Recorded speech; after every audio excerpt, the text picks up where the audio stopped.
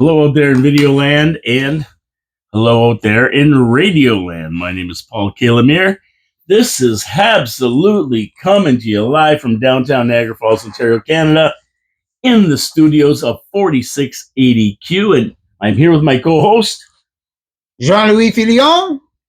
Yes, we got good levels. Everything's working Très good bien. today here. Everything's working good. Bonjour, mon ami. Bonjour. Ça va bien? Oui, oui. Est-ce que tu bien dormi hier soir? Un petit. Oh, I was too excited about the Habs. how could you not be, eh? They're They're fabulous. Unbelievable. And, 2 out of 3 ain't bad, but 3 out of 4 is better. It's even better. It's even better. That's right. Even better. That's even better. And that's we had another tremendous week for the Habs. Yes, one game hurt. And, the one we really wanted to win the most, because, we just hate the Loafs, let's face it. And we lost that one. But you know what? I wasn't concerned about that game after it ended. I go, you know what? We're going to lose games. We're not going to win every game to the end of the season. That one hurt a bit more. We're definitely not going to win every game. That's right. And that one hurt a little bit. At this point, maybe 3-4 years from now, we might be ready to win every game. But you know what I was really, really concerned about? It wasn't that game losing to the Loafs. I was concerned about the next game, how they were going to rebound, because sometimes when you lose a game like that, it gets your spirit down. And, young kids, sometimes you don't think they're going to rebound. Professionals who have been in the league understand we're not going to win every game. And the next game is more important than the game we lost. Are we going to come back and all get together and win this game? And you know what? When they won that game, I said, that Leaf game means nothing other than it hurt a bit because we don't like the Leafs and we want to beat them. And look what's happened since. So that Rangers game was probably one of the most important games for this team of the season. It really was. Okay. Because it showed the mettle. It showed what this team has. It showed the unity, the culture, like you've been preaching since day one. Yes, since day one of this show. And this is what I wanted to see. I wanted to see them rebound from not only a bad loss, 7-3, but a disappointing loss because we were up 3-0. And when they beat the Rangers, I go, now we got something. And that brought the team together even closer because they rebounded from that bad loss. Well, I mean, they're continuing what they've been doing for the last 14 games, right? Like, really since kind of Christmas. They are putting a really interesting run of games together, and they are realizing that, they're taking every game as its own, and they're trying to be triumphant within each one. Yeah, and the ability to compartmentalize and to separate a bad game from the next game is so important. And goaltenders, that, right? That's a skill for sure. Yeah, you can't dwell on the past. Exactly, it gets you nowhere. Yeah, we cannot change the Leafs game. You can't change history. No, things that happened in the past only happen in your mind. Who said that? David Bowie. David Bowie, is that who said? Yes. Wow, that's some heavy drugs he was doing. But he's right. Absolutely, he's right. And that's where professionalism comes into effect. You don't worry about the past shot in tennis. You don't worry about the past shot in golf. You don't worry about bad stuff. You just move on because you can't change the past, but you sure can affect the future. Exactly. And if you're thinking about anything other than the moment, then you're not in the moment. Yeah, exactly. Yeah. Say too. That's true. So that's what I think is probably a huge turning point for this team, is that ability to bounce back and win a big game after losing a big game. And for us fans, like I say, we were disappointed. And of all the games we had to lose, why do we have to lose on a Saturday night at home in Montreal? Exactly. Yeah, that's on what is known as Hockey Day in Canada. Yeah. Whatever that means. I know, that's why it hurt. But Hab fans, don't worry. I think Hockey Day in Canada just means Toronto plays Montreal in the night game. That's what it means. That's all it means. I think that's what it means. But don't have fans. Don't worry. Don't worry. We are going to have our burps. We are going to have our stumbles. And when they're against teams that we really want to beat, it hurts even more. But at the end of the day, it's going to be where we are. Well, it hurts. April. It hurts to be in love. It hurts to be in love. You know? Be in love. So that's that. That's that. And that's all I have to say about that. Don't worry about it. We're headed for big things here. We're in a wild card spot now. We'll talk about all the games in a minute. But first, John. Yes. We have to do something midweek. Oh, time to washroom break? Oh, no, sorry. I already did that. Right. Habs trivia then. I already went wee. Habs trivia. So. Le trois couchants, they go wee. So we saw what happened in the Saturday night special against the Leafs. 7 unanswered goals to take down a 3-0 lead that we had established. And of course, the Leafs won the game. That was pretty bad. So it led me to think, what NHL player, that is dangerous. That's dangerous. What NHL player has scored the most goals against the Habs in his career? In his entire career? Well, it's going to have to be a guy who's been in the league for a long time, obviously. Yeah. And I've got 4 names. And it's going to have to be a guy who maybe played Original Six hockey because he played a lot more often against Montreal. That could be. So it could be a guy like a Bobby Hull. That could be. Or it could be a guy like a Gordie Howe. That could be. Or a Bobby Orr. Or it could be one of these 4. Oh, okay. Red Kelly. Red Kelly played for the Detroit Red Wings, and then he played for the Toronto Maple Leafs. Yes. And he also was a member of Parliament. Yes. Monsieur Kelly. I remember just a story back about Red Kelly when I was a kid, maybe, I would have only been 6 or 7, maybe, really young. And that's a long time ago. That's I'm not an octogenarian, but it's a long time ago.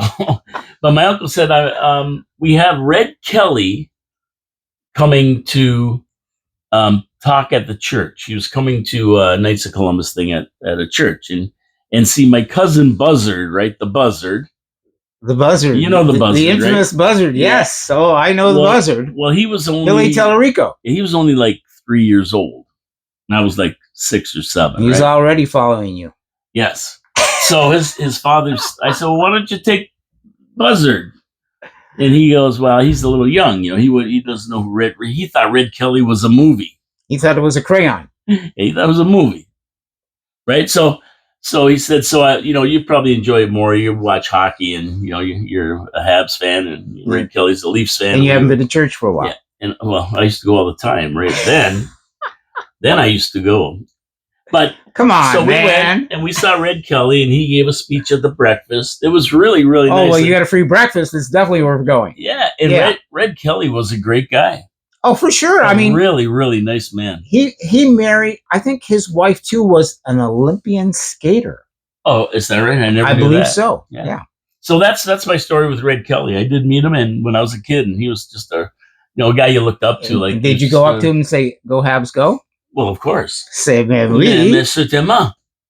C'est bon. I asked him why he's playing for a crap team like that, and he told you, my number is 4, and Jean Beliveau has taken that number, so I can never play for the Montreal Canadiens. Oh, I said your name's Red. I mean, the Bleu Blanc Rouge, red, white, and blue. The Habs red, and you're playing for a blue team. Don't tell me that farmed your love for gingers. Yeah, I like redheads. That's for sure. There you go. So Red Kelly was number 1. Okay. Number 2 is Gordie Howe. Number 3 is Phil Esposito. Phil Esposito, Chicago Blackhawks, then the Boston Bruins. Yes, and he scored a lot of goals, Phil Esposito. He was prolific, as they say. And number 4, Wayne Gretzky. Yeah, Wayne Gretzky, of course, played a lot of hockey and got a lot of goals. A lot of years, a lot of goals. As a matter of fact, Ovi's trying to break his record right now. So there's your choices, everybody out there in video land. Vince Hudon, I know you like answering these. Red Kelly, Gordie Howe, Phil Esposito, or Wayne Gretzky. What is the correct answer, John? What do you think, John? So today, I wore my Ooh, look at this. My Habs Original 6, one of my Habs Original 6 jerseys. There you go. That was designed by Roger Ebert. And because of that, and me speaking to you off the top of my head about the fact that it would most likely be a player from the Original 6, and knowing that Gordie Howe scored a lot more goals than probably his teammate at one point, Red Kelly, because they both played for the Wings, I'd have to select Monsieur Howe. Okay, well, if you search it down, really, it isn't that hard to figure this out. And the other thing, too, is I think Detroit played Montreal quite a bit, too, during the 50 playoffs. Yeah, and you got to figure, like Wayne Gretzky, even though he is a prolific scorer and has so many records in the NHL, you have to figure that Montreal really never met the Oilers that much over the years. Not often. Because they're Western, we're Eastern, right? It's too far to travel. So he's pretty easy to eliminate. Now, these other guys, I mean, for you younger people, Red Kelly and Phil Esposito, I mean, are you talking to Drew Deeks when you say the younger people? To Drew Deeks. They might not even know who these guys are, to tell you the truth. I'm sure. But everybody knows Gordie Howe, and the correct answer is yes, number 2, Gordie Howe. Hockey, Here's How. And I had that book. I do too. Yeah. I still have that book. Yeah. Hockey, Here's How. I got it. Yeah. And he scored 120 of his goals against Montreal Canadiens. Sacre bleu. Do you know who he lit up mostly? Like which goaltender took the brunt of that? I have no idea. He probably played 40 years. Probably Monsieur Plante. It could be. He played 40 years. Yeah, it'd be interesting to see the distribution. And number 2 on the list, who scored a lot of goals against Montreal, was Red Kelly at 59, Phil Esposito at 58, and Wayne Gretzky at 23. There you go. So Gordie Howe's the answer, nicknamed Mr. Hockey. He was called one of the most complete players to ever play the game, also known as one of the toughest players of his time because his elbows were lethal. Yeah, there's a line about a Howe hat trick. It's the Gordie Howe hat trick. Yeah, Gordie Howe hat trick, which is goal, an assist, and a fight. Right. So that says all of it. Or was it an elbow? I can't remember. No. Well, he threw a lot of elbows. Exactly. I remember if you went in the corner with him, you better watch it because you're going to get an elbow to the head.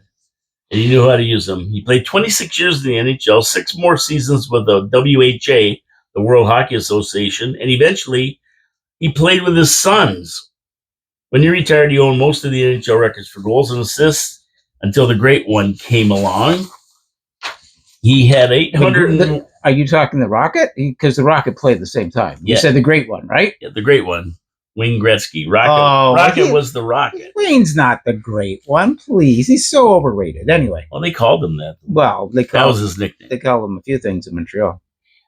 But Gordie Howe had 801 goals, 1,049 assists, an all-star 23 times. He dominated games, bringing the Red Wings 4 Stanley Cups since the first game he played in 1946. 1946. I mean, and that's when the Rocket is playing, and that's when my second cousin is playing, Bobby Filion. He was a winner of the Hart Trophy 6 times. And he came a long way from being born in a farmhouse in Floral, Saskatchewan, to being what some consider the best ever in the game. How far is it from Saskatchewan to Detroit? Probably about 300-400 miles. Probably about 20-minute drive. No, it's a little longer than that. Is it longer than that? I think so. Well, I don't know where Floral, Saskatchewan is. I thought it was. Well, Saskatchewan is just got to be. I know. Yeah, I don't know if you could cut through. Yeah, Windsor, that would be the border. Yeah. I don't know where it is. But anyway, it was probably a few hours. But he made it there, and he was ambidextrous. Did you know that? No, I didn't. And with the flat sticks, the straight sticks in the day, he could switch the stick around. That's brilliant. And score either way. That's brilliant. I never knew that. I might have known it, but probably, being an octogenarian, forgot it. His first taste of pro hockey was at age 15 in 1943 when he was invited to the New York Rangers training camp. And they were having it in Winnipeg, Manitoba. They made a big mistake. Yeah. Yeah. But the Rangers wanted to sign him right there. And they wanted his rights, but he didn't feel it was the right fit for him and declined the offer. New York. A lot of people didn't want to play in the Big Apple because it was like too tempting. Yeah. So and you know what too? The other thing is you're coming from a country background, small town boy a big city. In a small you get lost. And he's only 15 years old. You get lost. But still, I mean, somebody offers you an opportunity to play in the NHL, you're definitely considering it. Yeah, so in 1944, the Red Wings scout Frank Pinckney invited him to their camp in Windsor. Pinch me. Oh, pinch me. He probably was pinching himself after they signed this guy. Oh, I can't believe it. Is this some kind of dream? In Windsor, they had their camp, and he signed with them. He liked what they had to offer. In 1945, he was assigned to the Omaha Knights of the USHL. We scored 48 points, 51 games, and that was enough for the Wings to bring him up for his debut on October 16th, 1946, at the age of 18. And in those days, 18-year-old players usually didn't play in the NHL. This was something really at the time. Big deal. Right? Because these you're playing against, we'll call them again, men. Yeah. And at that time, like 18 years old, you didn't see people come up to the game till they were 21, 22, 23. 18. I mean, that was amazing right there. And the rest is NHL legend, of course. Well, I think you had to be able to drink beer before you could play in the NHL, right? Yeah, that was 21. And the rest is legendary. He scored his first goal in that first game. And at that time, he wore number 17. Didn't know that. Yeah, he wore number 17. But when Roy Conacher, he was number 9, left the Wings for Chicago after the 1946-47 season when Howe started, Howe was offered his jersey, and he took it. How could you not? Do you know why? Yeah, because the Rocket had number 9. How could you not? No, that's not the reason he took it. I'll tell you the reason he took it. Tell me what they say. Well, because when they rode on trains, because back in those days they didn't fly in airplanes anywhere. Oh, your seat number was 9 in the train? To away games in the 16 NHL league, 9 got a lower Pullman berth on the train. So he did have to climb up to have a nap because he was like, you have to sleep. I'm taking number 9. I want to be down on the bottom ones. And I mean, we could go on all day about Gordie Howe. Oh, I thought you were going to say Pullman trains. He loved to score and loved to fight. His coach at the time, Jack Adams, once made a point to him, telling him, I know you can fight. Now, can you show me you can play hockey too? Nice. Because he fought so much. Yeah. I mean, Howe actually, at one point, almost put himself out of hockey, put himself out of commission. I believe he went after Teeter Kennedy of the Leafs, and he went to check him into the boards, and he missed Kennedy and hit the boards. Oh. And he was out for probably a good half to a full season. Yeah, those days, the NHL was tough. And the boards were tough. And the boards were tough. They didn't have the flex they have now. No. They were like solid boards. Were wood. Hitting a cement wall. Real wood. He was part of a line called the production line with Ted Lindsay. Sid Abel. And Sid Abel. And Ted Lindsay was another tough guy. His face had more stitch marks on it than eyelashes. Than Eddie Cheever's mask. Yeah. Or Jerry Cheever's, mask. And this line so dominated the NHL that in 1949-50, they finished 1, 2, 3 in scoring. Well, they had a good year. And I don't know if there was awards he didn't win. I mean, I can think of the Vezina and Norris. Did he get the Bing? Did he get the award for being a gentlemanly player with all those elbows flying? I don't think so. I don't think he may not have won the Bing award. That was more like John Beliveau. And he definitely did not collect the Vezina. That was or the Norris, because he wasn't a defenseman. There you go. But he collected most of the other ones. And he got cups. The most important award, the Stanley Cup. Yeah. And he became the only player in hockey history to play professional hockey in 6 different decades, having played in the United States Hockey League, the NHL, the World Hockey Association, and the International Hockey League. Sounds like charting in the singles. Yeah, in the top 100. He was inducted into the Hockey Hall of Fame in '72 after his 1,071 or his 1971 retirement. But he couldn't resist coming back 2 years later in his mid-40s to join his sons Marty and Mark on the Houston Aeros in the WHA, where he scored over 100 points twice in 6 years with the team. That was pretty cool to play with your sons, I'm sure. And he was closing in on 50 years old. Solid dude. Solid dude, too. He still owns 20 NHL WHL records. They call him Mr. Hockey, leading scorer against the Habs. He died on June 10th, 2015 at age 88, but his legend will live on forever. I'm glad I got to witness a lot of his games. We saw him play a lot when we were kids. Absolutely. And not only that, I mean, he was like a great individual. I mean, there's pictures of him with Wayne, obviously, when, as Wayne was growing up. So he was a great mentor for, young people coming into the game as well. He had a very, I think, solid family life he led, So he was definitely someone to respect and look up to. Oh, yeah, he was a straight shooter. And like you said, I have that book called Hockey Here's How. And he had an amazing relationship with one of my favorite goaltenders ever, Johnny Bower.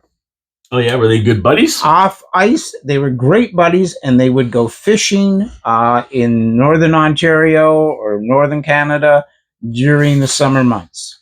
I think Johnny Bower got along with everybody. He's just one of those guys. He was one of those people as well. He was a good guy. Like Gump. I can't imagine Gump not getting along with everybody. I got to sit down once with Johnny Bower, and I took my scrapbook. If you can believe this, I took my scrapbook from when I was like 8, 9, 10 years old, and I used to go through the newspapers and clip out all the pictures from the papers on hockey. And of course, Bower was predominantly featured in my scrapbook because we lived in Niagara Falls, and we were getting like the Toronto Star or the Toronto Telegram. The pictures were coming from those particular newspapers. So I had a great afternoon. I spent at least an hour flipping pages with Mr. Bower. Yeah, that's pretty cool. Yeah. And, Johnny Bower was a guy who started his career very late, and nobody really knew how old he was. Well, he'd been playing only rumor. He'd been playing hockey, but he hadn't played in the NHL. Yeah. And he started very late playing in the NHL. And for, I don't know, 5 years, he was 39 years old. Yeah. Well, it's amazing. I don't know anybody else who stayed 39 for 5 years. I mean, I stayed 29 for maybe quite a few, but 39, he stayed 39 for quite a few years. Nobody really knew. I'm sure there were some people who knew how old he was, but no fans knew really how old this guy was. He started late. He was going bald. And because he didn't wear a mask, you could tell exactly what's happening. And the thin hairline. And he was great. Oh, he was fabulous. Cool. Yeah, he looks really good. So thank you, Mr. Gordie Howe, for everything you did for hockey. I appreciate it. And you're a part of my childhood growing up, part of John's childhood. Not part of Drew Deek's childhood, although Drew Deeks might have heard of him. I'm sure Drew has heard of him. For sure. You think Drew would have heard of him? Oh, yeah. Gordie Howe, I mean... Yeah, you'd have to have. If you're a hockey fan and you haven't heard of Gordie Howe, then you need to reconsider, calling yourself a hockey fan. Drew Deeks is probably going to be messaging you any minute. I did get a message actually from mon cousin au Montréal, Monsieur Yves Fillon. There you go. And out of the blue, he said to me today, playoffs for exclamation marks. Nice to see. Well, everybody is talking about the Habs in Montreal, obviously, because my cousin's he's a come-see-come-saw hockey fan. He's not the biggest, for sure. But that's the thing about Montreal. I was thinking about this yesterday, and it's like, you walk around Montreal, and you'd walk into, a bagel place, and people would be going, how about those Habs? It'd be like, it's like they're the talk of the town. They are because they really weren't that great at the beginning. But that's every year. Now they're back. And the beauty of it is how the Habs go sometimes is how the city goes. So when the Habs are on the roll and they're winning, everybody in the city feels a little better. That's right. And the city is a little nicer. And at the beginning of the year, this is what I said. We're going to be competing. this is what I thought, and I said it, and I kept on saying it. Well, we're going to be competing for November. You were saying that a wild card spot, right? And even in November, it wasn't looking good, but I said we need to be 500 by December 1st to compete for a wild card spot. You were almost saying HABSOLUTELY in November. Well, in HABSOLUTELY, yeah, it was HABSOLUTELY girl. That was when she came out, the big HABSOLUTELY girl. But that's another story. Now let's get to some video comments. At Vince Houdon, of course. Hey guys, Demidov had a 3-point game today. He is going to be just as special as Lane Hudson. When Show me, don't tell me. When Drew Deeks jumped in the pool last summer, and that was our special broadcast of the draft. Just remember, I selected Demidov. You did. Okay. You were the guy. I love Drew. Drew jumped in the pool, but I picked Demidov. You did. Okay? He knew we have drafted an elite player. Next year can't come soon enough. So Vinny don't care about this year. He's waiting for next year. I'm waiting for a few years. I think Vinny's going to be very happy at the end of the season. We're all going to be very happy for maybe the next 10 to 15 years. It's going to be fabulous. And when we get into the playoffs and at least get to the first round, get through the first round maybe, I'm going to be even happier. We just got to hang on Sloopy and see those 10 and 15 years. For those 10 or 15 years. No, and that was a big, long comment. I kind of shut it down a little bit, Vinny. I just gave you the highlights of it. So, because we only have so much time. This is a highlight show, right? Yep. Ed Vince Houdon, Habs Trivia, too easy this week. I knew the answer without the choices. Answer, Guy Carbonneau. Guy Carbonneau. Well, the problem is Vinny got it wrong. He got it wrong, exactly. I got it right. I got it right. Yeah, Shea Weber. How could you not know that? Because it happened like in November. Vinny. But Vinny says the answer was Shea Weber when Vince went on to say that he is standing in the corner. No T-shirt for him, and he laughed. That's okay. Vince has got a great sense of humor. For sure. Maybe he'll get a big Sharpie. And he said, at Vince Houdon, he said, we call him Sauce, but RHP. What's his name? Harvey. What's his name? Harvey. Harvey Pinard. Raul Harvey Pinard, Rachel Harvey, what is it? Richard Harvey Pinard. I don't know, HP. We call him Sauce. He's playing in Laval and doing well. He's on his last year of the contract. Not sure if Habs will re-sign him because they have too many better prospects in the pipeline. Ryan Bacher has started skating again. Who is a defenseman. He may get some games in March with Laval. So we'll see. And then he says, absolutely. Fabulous. So thank you for that update on what Sauce is doing. Raphael Harvey Pinard. Fabulous. And that's our comments. Not a lot of comments this time, so we're looking for more. So we can move right into the games. Well, one thing that we should talk about, because we were talking about generational players, with Gordie Howe. The guy died? And that whole era, the guy who died. Yeah, what was his name? Marcel. I have no idea. Poud. Pardon me? I don't know. I read his name, but I can't remember it. Marcel Bonin. Bonin. You remember him? No. Well, that's because you're not as old as I am. You're an octogenarian. I'm an octogenarian. Marcel Bonin. I don't remember the guy. I mean, when I started watching hockey, Marcel Bonin was kind of like he was like a second, third string hockey guy. So we're watching the Canadians, and you're just hearing Beliveau, Geoffrion, Plante, Richard. and Henri Richard, and a few other guys, like J.C. Tremblay. But I'm picking it up as guys like Dickie Moore are starting to retire. The Rocket is, his Achilles is finished. He's got to leave the game. Doug Harvey. He's opened up his restaurant on, St. Catherine Street. He's gone too. But Marcel was still around. And what I didn't realize is what a great contribution he made to Montreal back in 58, 59, 60. Huh. He won 3 Stanley Cups with the team. Yeah. He also won 1 with the Detroit Red Wings. Oh, okay. So again, how we talked about Red Kelly, he played for Detroit, then Toronto, and, certain players were playing with, because it was the original 6. And so Marcel got to play with the Red Wings. I think he did a very small stint with the Rangers, and then he went back to the Quebec Aces, and then Montreal picked him up.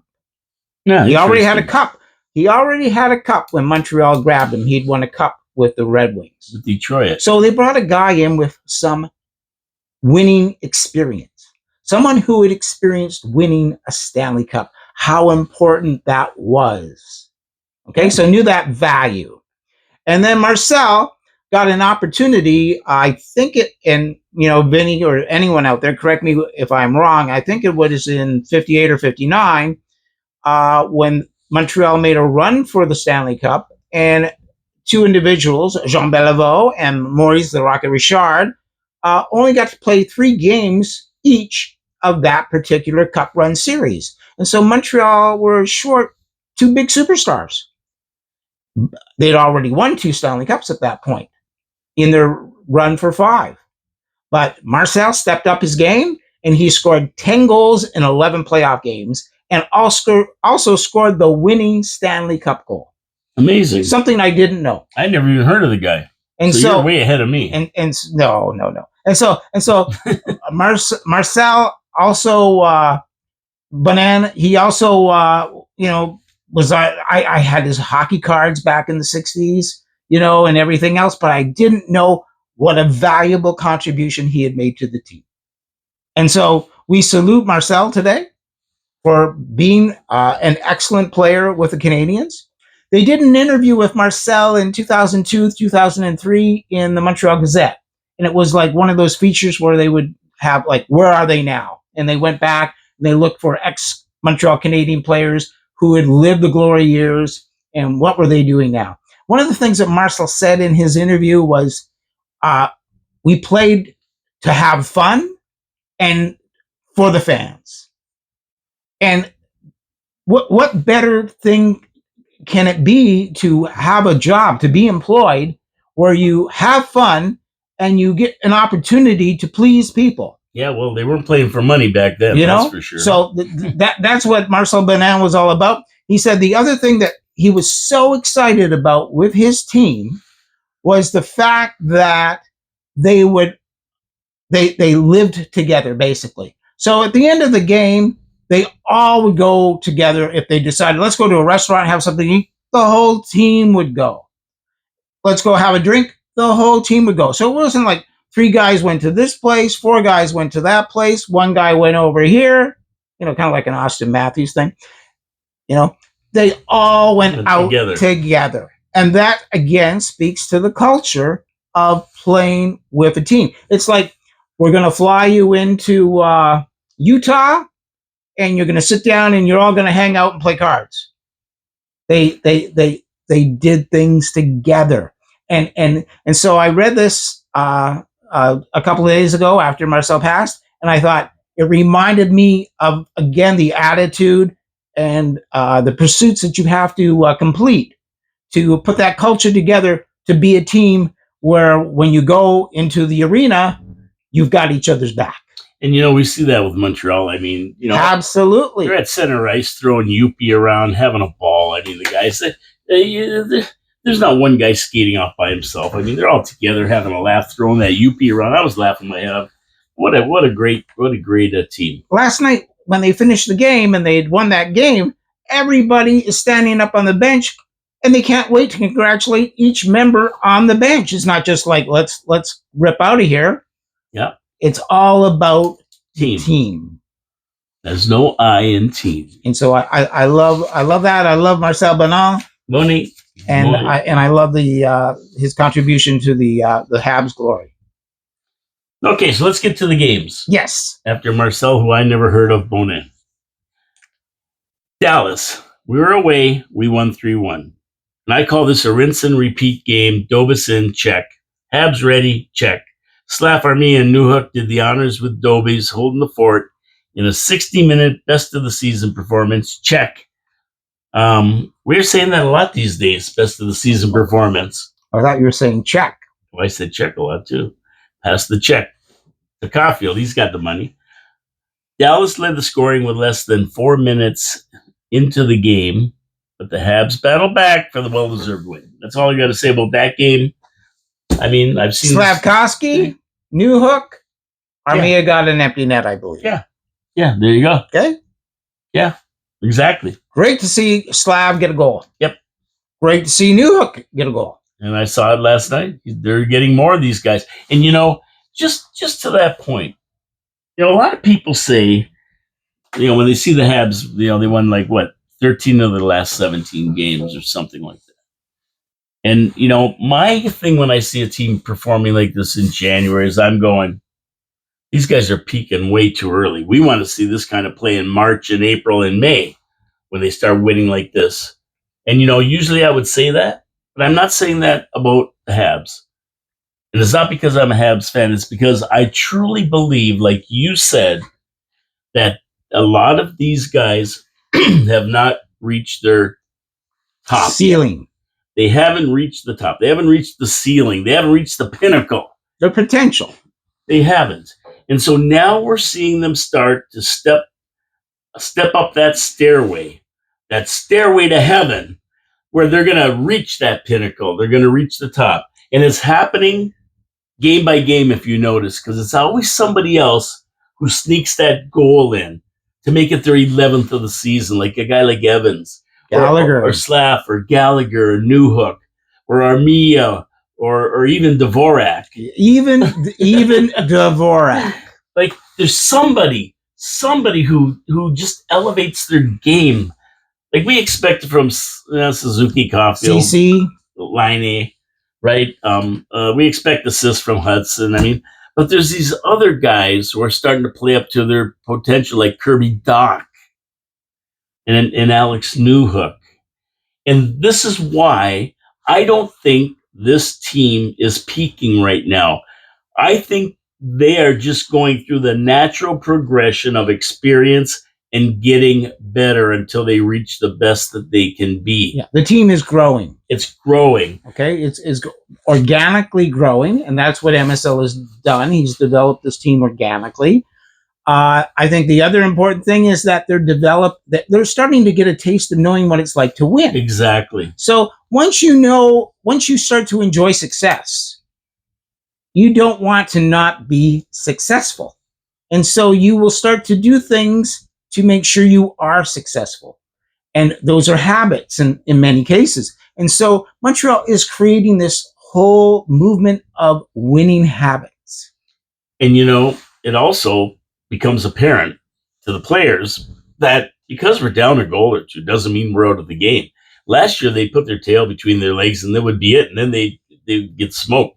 That Rangers game, they would have lost that last year. Not only that, they would accept it. Yeah, they would accept it. They would say, okay, well, we're down. We're not that good. So, this is who we are. Exactly. Now they're developing their identity. Yes. And they're also creating that identity throughout the league.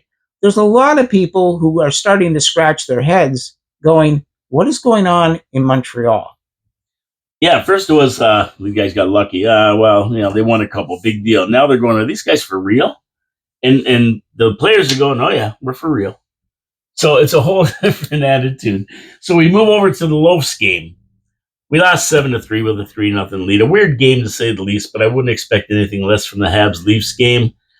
I think Habs played good enough to win this game. You know what? They really should have won. The first period, the score was 3-0. Yeah. I thought we are definitely winning this game.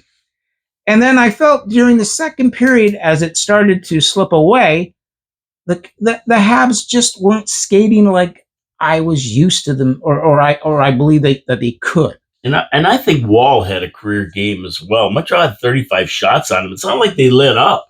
They kept playing, but Wall was stopping everything they had. They hit a couple of goal posts. It was 3-0, and I remember, I don't know who it was that went down the ice and they hit the crossbar. If that goes in, it's right, 4. It's 4-0, and the game's probably over.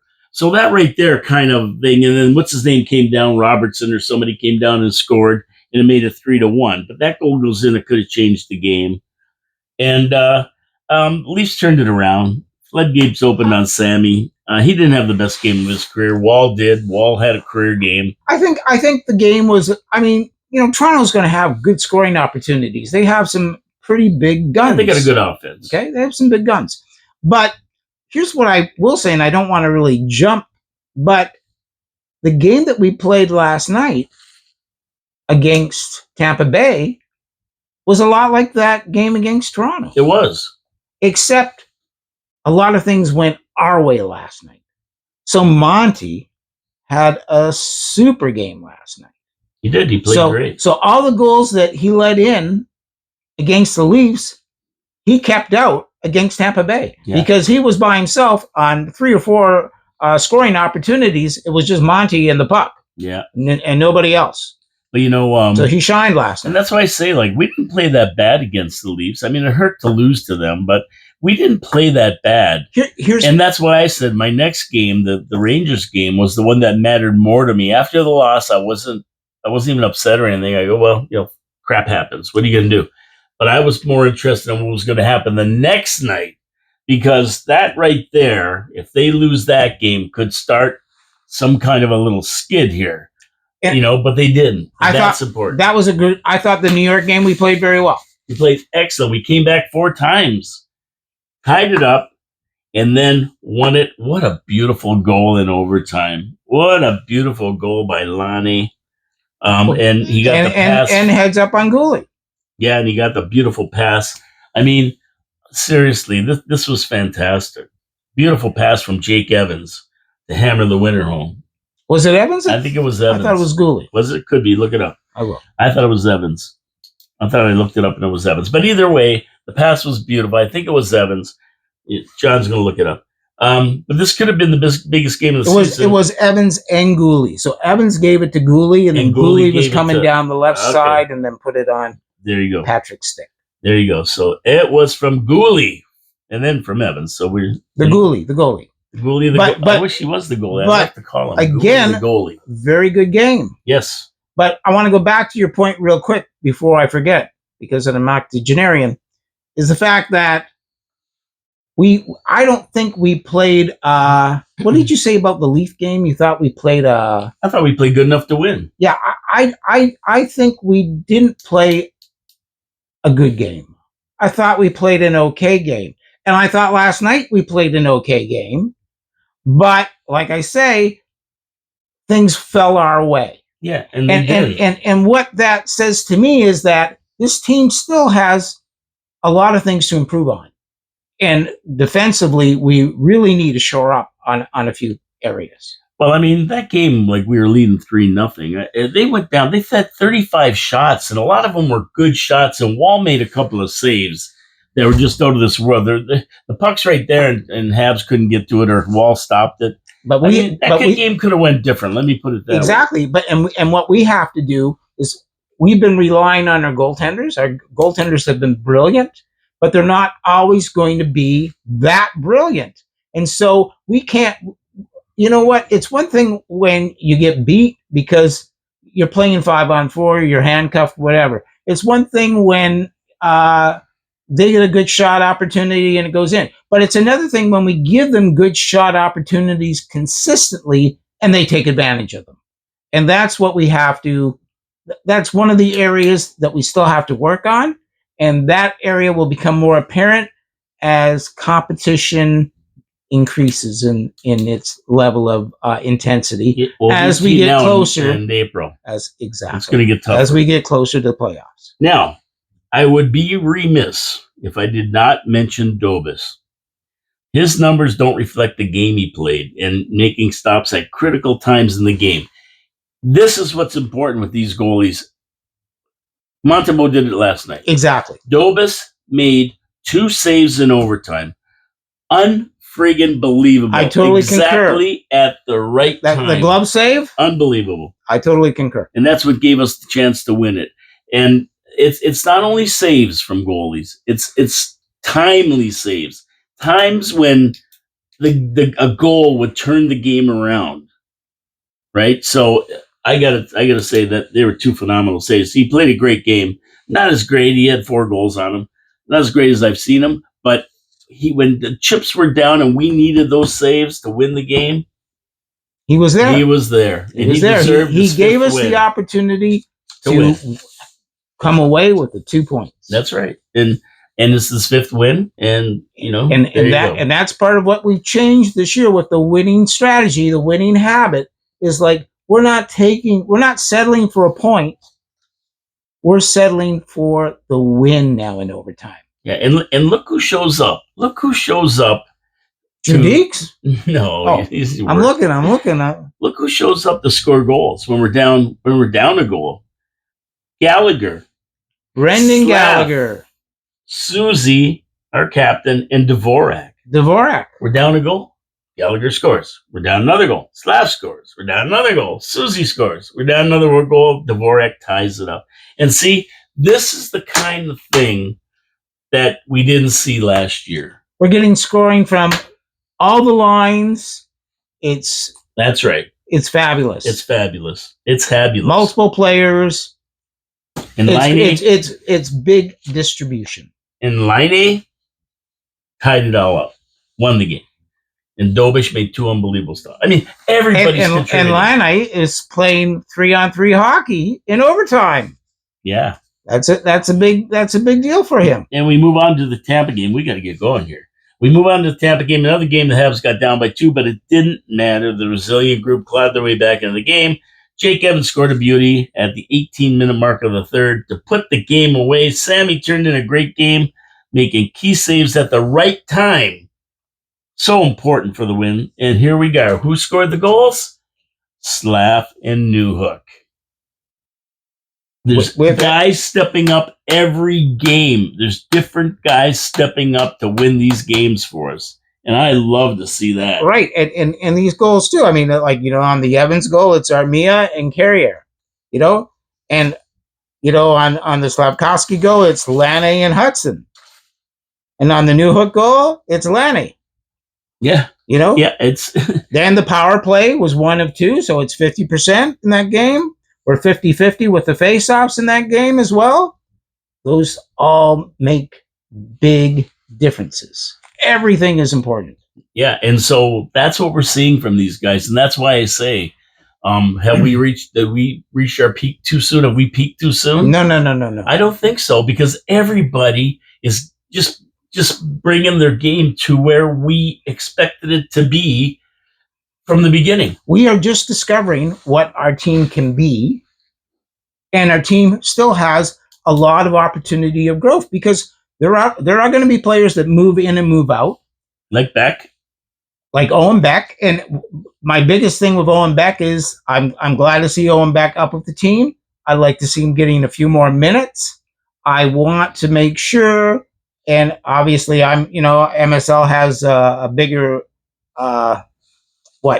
he gets to see this in a much bigger way than we do, but it's so important that they continue to maintain the development of Owen Beck. And what I think he needs right now more than anything is like playing minutes of hockey. That's why they sent him back to Laval today. Did they? Yeah. Perfect. So when he goes back to Laval, that means one of three things. Paceta's coming back in. No. Or they got another player coming back in. Yes. Or Heineman's coming back. I think it might be early for Heineman, but if he did, I'd embrace that.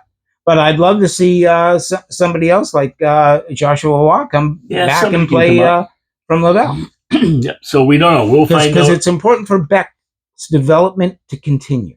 Yeah, we'll find out tomorrow who's coming up. That's great. What's going to happen. Perfect. So we have 24-19-4 after 47 games. We still have a game in hand on Boston. We jumped them. We're in a wildcard position today.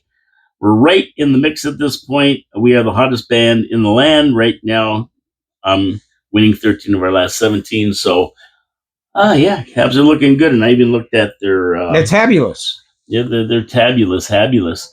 But you know what? I even looked at the numbers. I love to see that number, the power play plus the penalty kill number over 100. It's at 101.5 right now, 20% and a bit on the power play, 80. And 80-some% on the penalty kill. So we're making a move to where we should be. Okay, now these next games. I got Detroit, Devils, and Jets coming up. Well, Detroit, we should obviously win. Well, I mean, we beat them twice, 3 weeks ago? Not saying that Detroit are like a slouch, but we're going to beat them. It's a game that we should win, therefore we need to win. I'm going to give that a W, and the Devils I gave a W. What'd you do? Well, I'm going to give both those games W's, but again, they're interesting games because both teams have better records than we do at currently. So, but they're not like extreme records. Does Detroit have a better record than Not we do? Detroit, but Jersey Devils. Jersey in the next game. Jets. The Jets. Well, Jets do for sure. So I think we can win both those games. And it'll be interesting to see, again, who we play in net for those 3 games. Yeah, we got, I got all wins. I think we can beat Detroit Devils and Jets. I'd love to see Dobas play in Detroit. I'd love to see Monty play the Devils. And I'd love to see Dobas play the Jets. Because the one big deal with Dobas right now is he is yet to lose a game. Yeah. We want to keep him playing. He is yet to lose a game.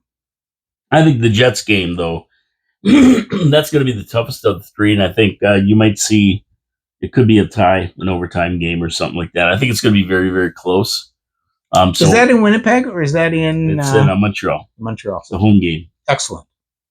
It's a home game. So those are the 3 we play next week. Last week we said we were going to win all 4, and we won all 4 except for Toronto. Yeah, absolutely. I mean, in all honesty, last year at this point in time, I mean, we accrued 6 of 8 points. Last year we would have been lucky if we had 3. Yep. And it's an easier week coming up. We had 4 games last week. This week we only have 3, so it should be a little bit easier. A little bit more rest. 2 of the games are at home. And you know, MSL rested the team on I think Friday morning. Yeah. And on Saturday morning as well. So we only have to go to Detroit to win. Then we come home for 2 games. So that's nice too. Not a lot of travel in between. Easy travel. I mean, you could take the train if you wanted to Detroit. And get a lower berth if you're number 9. Exactly. But there's no more number 9. No, number 9. Number 9. Well, our lowest number right now is what? Oh, that's a good question. 11? Eh? 11 Gallagher? That could be. 12? Could be. I don't think there is a number 12. That's retired Cornway. 13 would be Suzuki. Could be. No, 13 would be Caulfield. 14 would be Suzuki. 15 would be Newhook. So I don't think there is Isn't it amazing? I don't think there's a lower number than... Isn't it amazing that you remember the numbers now of the hockey players playing for the Montreal Canadiens just like you did 60 years ago? Amazing. It's fabulous. It's fabulous. No, it's so exciting that we're that invested in this team like we were when we were 9 and 10 years old. Yeah, I know. Huh? It's fabulous. You know, we only had 6 teams to keep track of, and we knew most of the numbers of the other players. Exactly, too. But the fact that we know the Habs so well right now, it's magnifique. But we go deeper as well because we're always dipping into Laval. We're dipping into Boston College. We're dipping into Russia. Well, not too much dipping into Russia, but it's great. You know, I'm just going to check something here. Okay, and then we're going to do Le 12 de la semaine dernière. Great. Want me to give my picks while you're checking into something? Absolutely. Yeah, I'm just actually number 8, Mike Matheson. Yeah, there you go. Okay, he would get the lower berth. That's what I was checking. There he would get the lower berth. Numero 8. Dickie Duff. Wasn't Dickie Duff Dickie Duff was number 8. Yeah. Absolutely. See, you 60 years ago, Dickie Duff was number 8. And now you know that Mike Matheson is number 8. That's how excited we are about this team. Yeah, there you go. So I'll give my the 12 de la semaine dernière. And I'm not assigning 3 stars. I'm going to tell you that right now. I'm going to make a comment. It's going to be a commentary more than a thing. Because I can't single out anyone this week. From goaltending out, this team has performed beyond expectations. You know, I always watch for a team that peaks too soon, like I said. And Habs are certainly peaking right now. But I don't think it's going to end.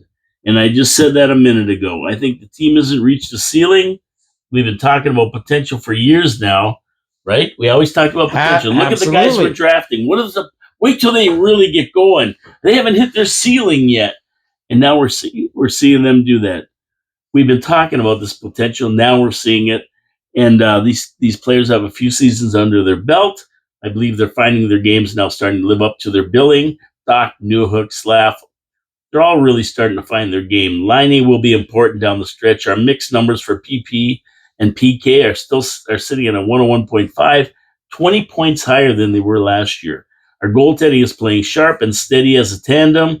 We now have 2 goalies that can stop the puck. and they stop the puck at the right time in the game. Just when we need that save, they bring it to it. They've been all stars for the last 4 games. The whole team has been stars, and they've all added. There hasn't been a guy taking the night off and gliding.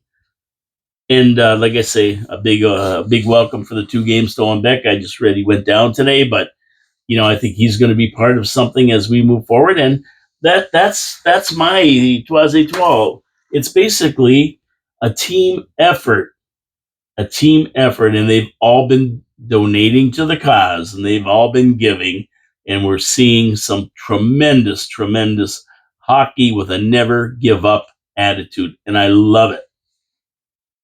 Absolutely. No, I mean, I think it really speaks well to the culture of the team, trying to do everything a little better, and I think that's the one gain we can make, is that defensively we've got to be a little more responsible. I mean, I can see Jack-Eye earlier this week looking down at the puck, not looking out, trying to clear the zone, and it leading to maybe the first goal on Dobus on Thursday night. I can see Caulfield coming back, but not coming back as hard as he needs to. And thank God, again, I think Dobus making that save in overtime. So there are certain little things like that.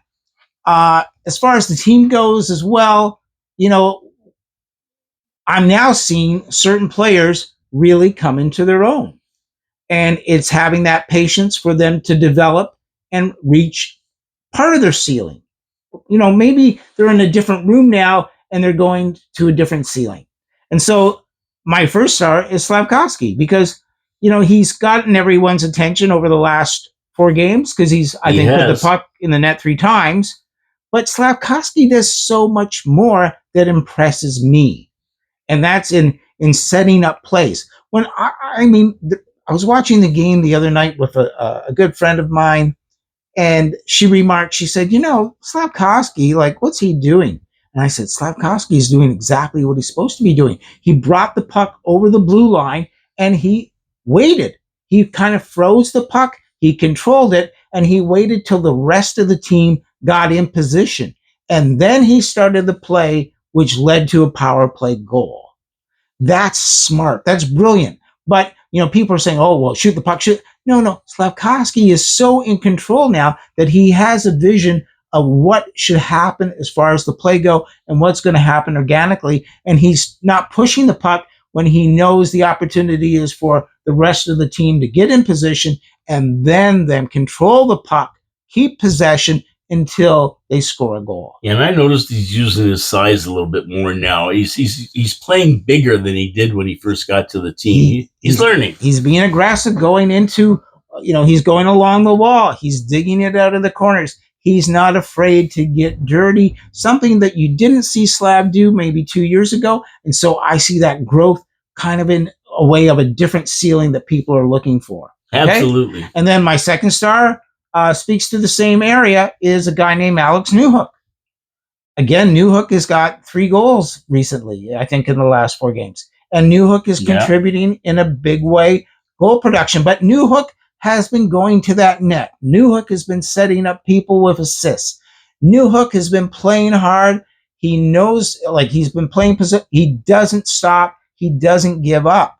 And so now things are coming along for Alex Newhook.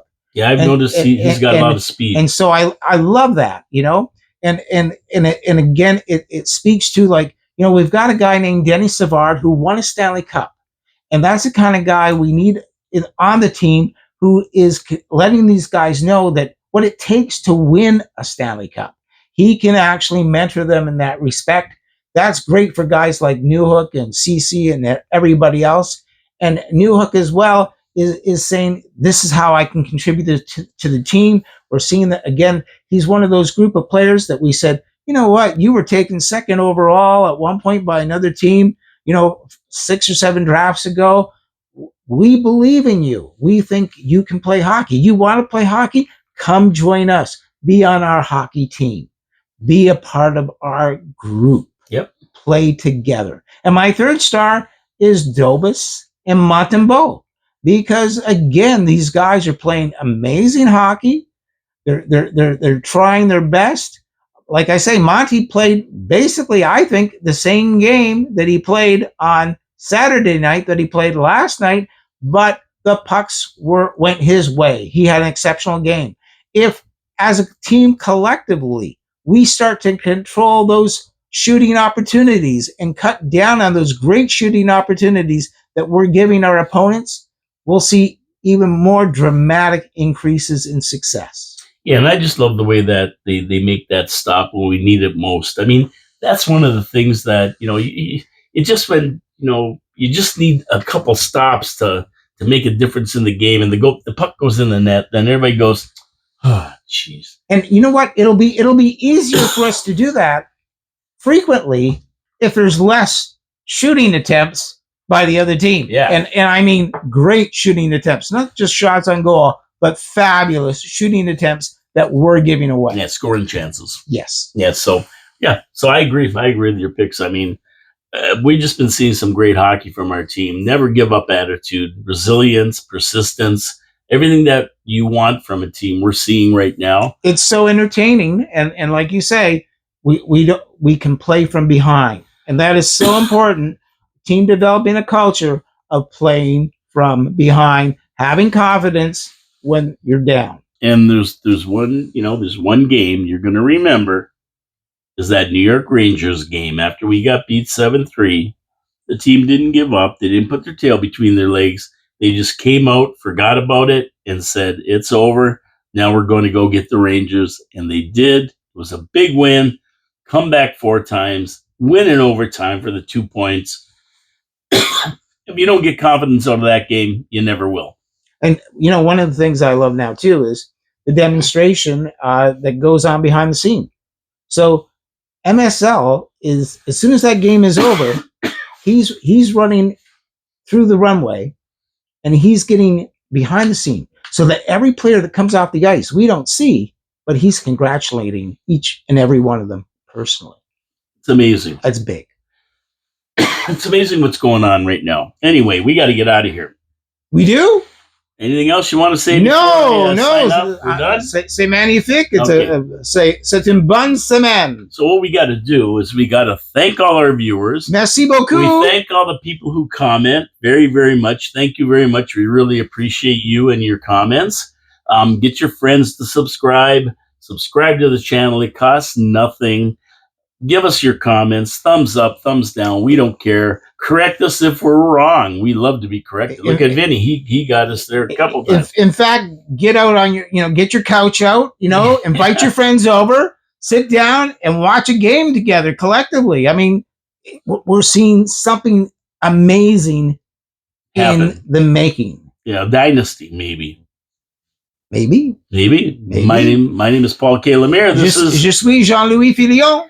And we are absolutely coming to you live from downtown Niagara Falls, Ontario, Canada. It's snowing here, like it probably is in La Belle Provence. And we're in the studios of 4680Q Radio. Don't forget to tune in next week at noon, when we will be bringing you the next 3 games that are coming up and telling you exactly what's going on. We'll give you a little trivia, a little fun facts, and and some of our experience over the years. All the news that's fit to print. That's right. Ciao, ciao. Au revoir, mon ami. Au revoir. We'll see you next week at noon sharp on HABSOLUTELY.